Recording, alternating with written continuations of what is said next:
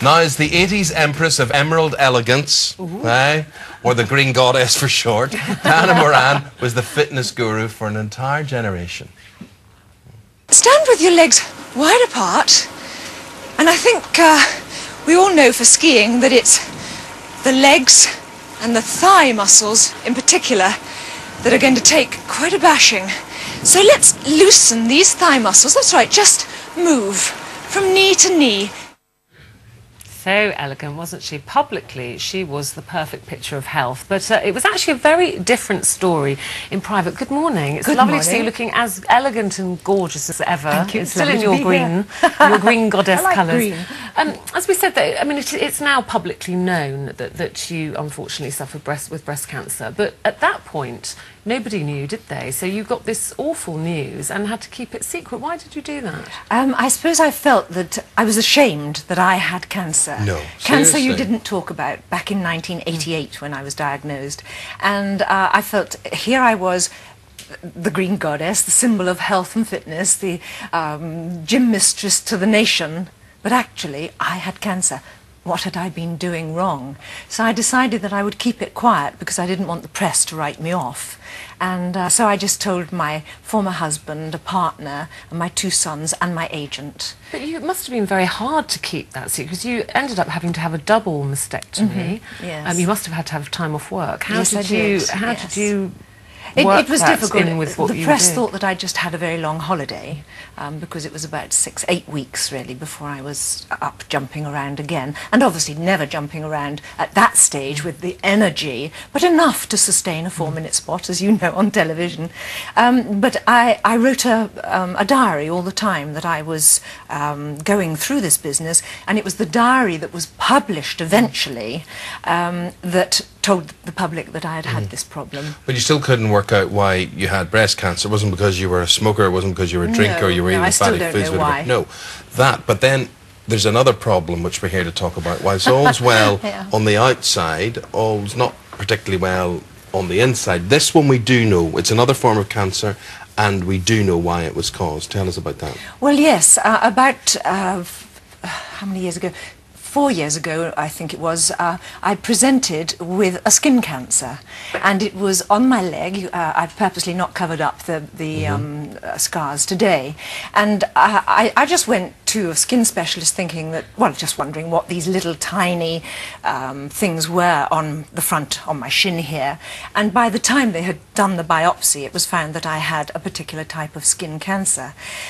So I was, first of all, I had some freezing done, then I had a cream put on it, and neither of these 2 methods quite did the whole thing. And then it was thought that I should have some surgery on my shin to remove some of these things. And I actually went into a hospital and as just a day patient, and got up onto the operating table, and they drew out what they were going to do and the surgery that they were going to do. And I suddenly thought, oh, I can't do this. I can't have scars all over me any more than I've already got. So I said, I really, I don't want to do this. And so I literally got off the surgeon's table. He's all gowned up, ready to go.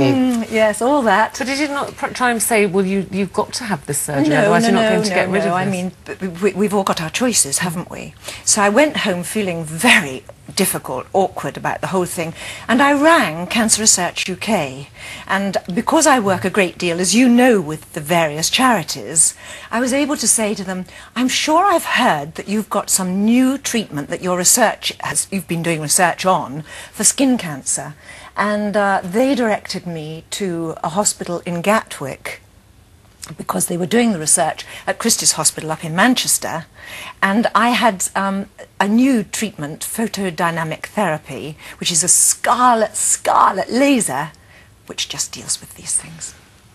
As opposed to, and that's the remnant, that's what's left. Yes. That Brian, if you don't mind if I touch your leg, do you hear these?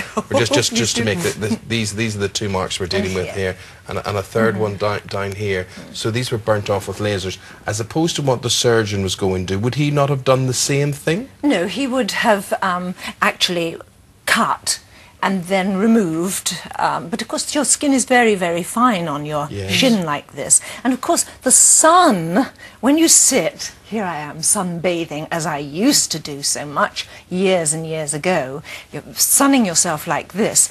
And that's, of course, where the sun is concentrating on this thin skin. No, look at this. This is you. And see, it turned your hair dark as well. I've seen that. But you say it wasn't just sunbathing. You were a complete sun worshipper. Yes, I was. I really, really was. But isn't everybody? Most people This generation certainly was.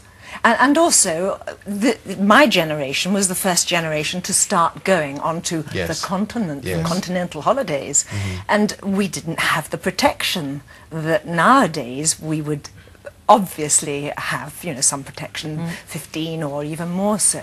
And also, it's just, you know, look at that. That was the Canaries. Yeah, and we look at that and we see a gorgeous woman, gorgeous tan and whatever. You look at that now and you're repulsed by that? I am very repulsed by it now. I mean, I travel abroad a great deal. I've just come back, in fact, last night from Sweden.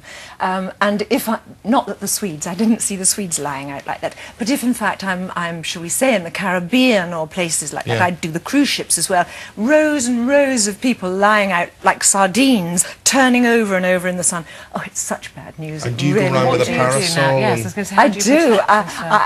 I visit Australia because I have relatives there and one very close friend. In fact, I shall go out there in the new year. And they've nicknamed me Eel. And I said, what are you calling me Eel for? Eccentric English lady with my parasol up. But alive and avoiding the skin cancer. So what happens next? Where are you taking this crusade? How are you spreading this message? Well, really what I'm saying is that when you're making a will, just remember some of the charities that help you so much. For example, the work that Cancer Research UK does in the research. I'm just about to go off walking, trekking actually. Well, it's not just walking. That sounds like I'm about to go to the park or something. No, far more than that. I'm just about to trek the Great Wall of China with Breast Cancer Care, with whom I work a tremendous amount. And I'm patron of the Breast Cancer Campaign, who of course do research into breast cancer specifically. How much of the wall do you trek? A huge amount. I think it's something like walking from London to Manchester. My word. But over quite a number of days and selected parts. But of course you stay on the wall or in tiny little villages. One thing I've had to buy, you'll love this, is the lamp for my head, so that you can slip out in the middle of the night to the loos, but of course the loos are actually trenches. You can't have a torch and I bet you'll still manage to look glamorous, Diana. You'll I still don't know manage to look about gorgeous. Yes, and raising money as well, I'm sure. Yes. That's what we're hoping to do. But, you know, all these charities work so well for us, and when the chips are down, they're there for us. As usual, you have got all that energy and all that enthusiasm, spreading the message, spreading the gospel, and it's lovely to hear from you, Diana. And good luck, and stay blemish-free. Thank you. Well, as I say, normally I would disguise it. And send us a picture of you with your lamp on your head. But not doing the business. Well, we'll get a laugh anyway. Too much. You will get a laugh, I'm sure. Thank you very much. Well, it's definitely a lesson. All the times that our doctor's saying slap on the sun cream, it's definitely a warning there,